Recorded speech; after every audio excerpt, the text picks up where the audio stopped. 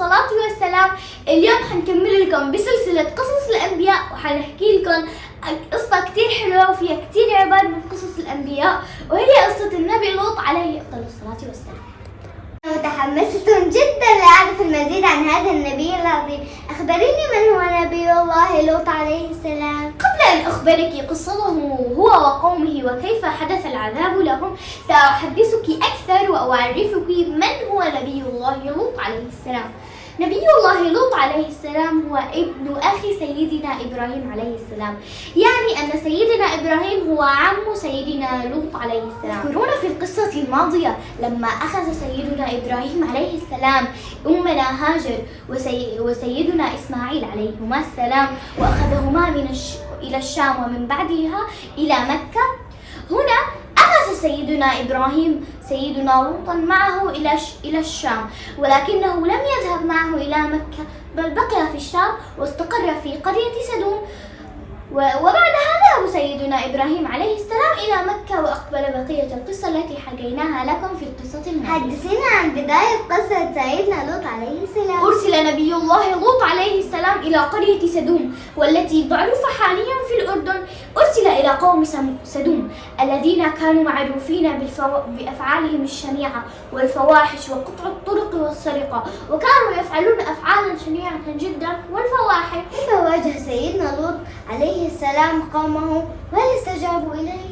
بالطبع كذبوه واتخذوا دعوته بالسخرية، وحتى زوجته للأسف كانت معهم من الكافرين. طبعا سيدنا لوط عليه أفضل الصلاة والسلام لم ييأس من دعوتهم، بل ظل يدعوهم إلى الإيمان بالله تعالى واليوم الآخر، وينهاهم عن فعل الفواحش والمنكرات التي يفعلونها، ويأمرهم بالمعروف، ولكنهم بالطبع لم يؤمنوا ولم يستجيبوا ولم ينفع أبدا. ما له من أمر حزين. كيف صبر سيدنا لوط على هذه المعاملة السيئة؟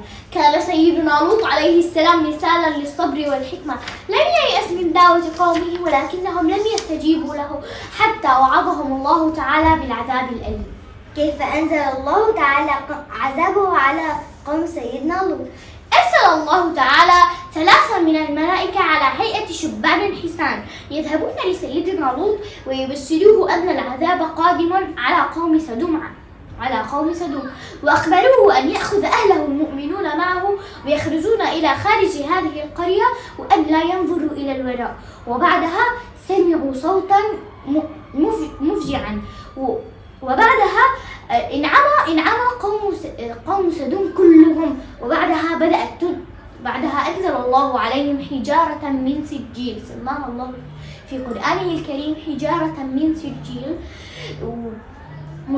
في مجرد أن تنزل على الشخص يموت فورا. وبعدها قلب الله تعالى أرض سدوم رأسا على عقب، وإلى يومنا هذا ما أن يمر شخص من جانب هذه القرية يشم رائحة نتنة جدا. يا لها من نهاية مروعة. هل نجا أحد من قوم سيدنا لوط؟ طبعا لم ينجو أحد منهم غير الذين كانوا مؤمنين وكانوا مع سيدنا لوط عليه السلام. وكما يقال أنهم كانوا 7 مدن، وقد انقلبت ال7 مدن كلها رأسا على عقب، ولم تنج منها غير المدينة التي كان فيها سيدنا لوط عليه السلام وأهله المؤمنين. يا لها من قصة جميلة. ما الدروس المستفادة من قصة نبي الله لوط عليه السلام؟ 1. التمسك بالفضيلة والأخلاق، حيث تدعو هذه القصة أن نتمسك بالفضيلة والأخلاق والابتعاد عن الرذيلة والفساد.